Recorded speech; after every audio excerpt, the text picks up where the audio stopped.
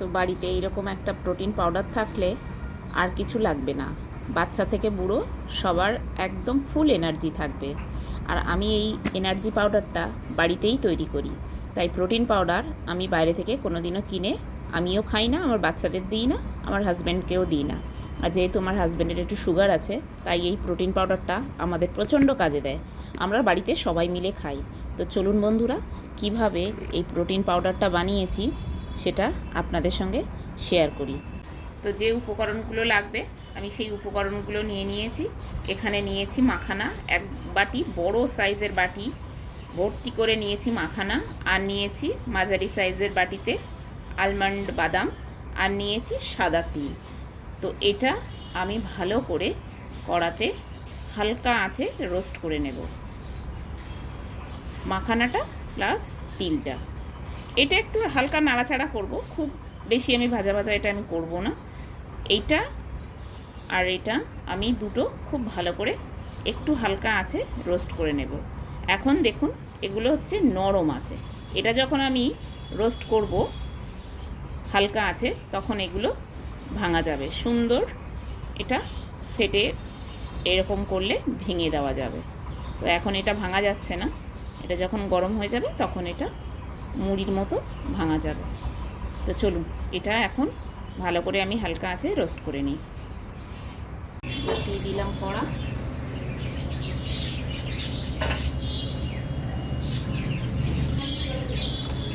আগে আমি তিলটা দিয়ে দেব।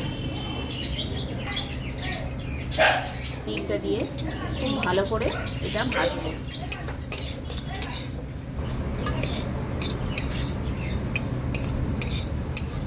এটা কন্টিনিউ নাড়তে হবে, এটা খুব বেশি আমি লাল করব না, হালকা করে আমি রোস্ট করব। এই যে হালকা কালারটা চেঞ্জ হয়ে গেছে, এবার আমি নামিয়ে নেব। এবার আমি মাখানাটা দিয়ে দেব।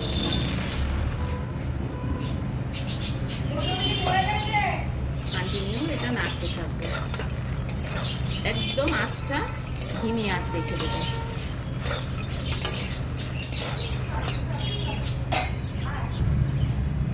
এবার যে উপকরণটি লাগবে আমার ঘি, এই মাখানাটা হালকা রোস্ট করতে গেলে একটু ঘির দরকার। ওই ঘি দিয়ে আমি হালকা করে মাখানাটা রোস্ট করব।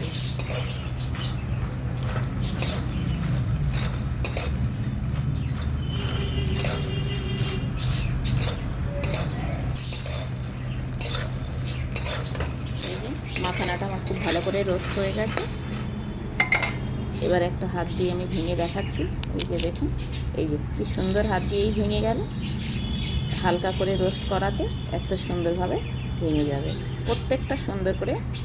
এই যে এটা একটু টাইট আছে, এই যে প্রত্যেকটা সুন্দর করে এইভাবে ভেঙে যাবে। এবার এটা নামিয়ে নেব। গরম করার মধ্যে দিয়ে দেবো বাদামগুলো। বাদামগুলো আমি হালকা করে একটু নেড়ে নেব, যাতে এগুলো পাউডার বানাতে আমার সুবিধা হয়। একটু হালকা আমি নেড়ে নেব। মিক্সির মধ্যে দিয়ে দেবো প্রথমে মাখানাগুলো। এই মাখানাটা গরম থাকতে থাকতে আমি পাউডার বানিয়ে নেব, তাতে গুঁড়োটা ভালো হবে।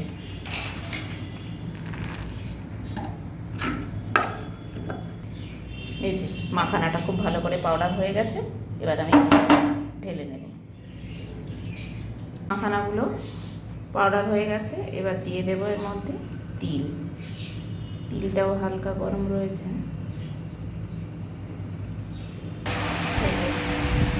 তিলটাও কিছুটা পাউডার হয়েছে।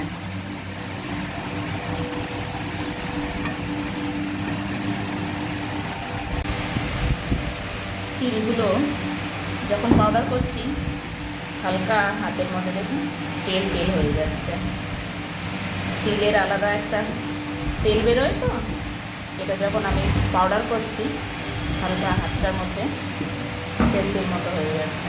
এই কত সুন্দর তিলটাও পাউডার হয়ে গেল। মাখানাগুলো এদিকে পাউডার করে নিয়েছি, এদিকে তিলটা পাউডার করে নিয়েছি।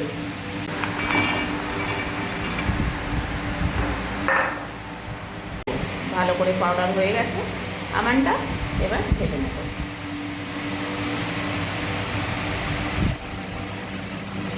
এখানে আমি মাখানাটা পাউডার করে নিয়েছি। এটা হচ্ছে তিলটা ভালো করে পাউডার বানিয়ে নিয়েছি, আর এটা হচ্ছে আলমন্ড বাদামটা ভালো করে পাউডার করে নিয়েছি। খুব ভালো করে আমি মিশিয়ে নিয়েছি সবগুলো একসাথে। এখানে আমি একটা বড় সাইজের কোটো নিয়েছি। এই কোটোটার মধ্যে এই প্রোটিন পাউডারটা ভরে রাখবো।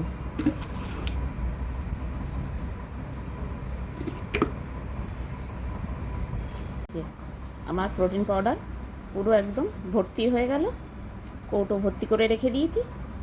তো এইভাবে আপনারা বাড়িতে রেখে খেতে পারবেন প্রতিদিন 1 চামচ করে।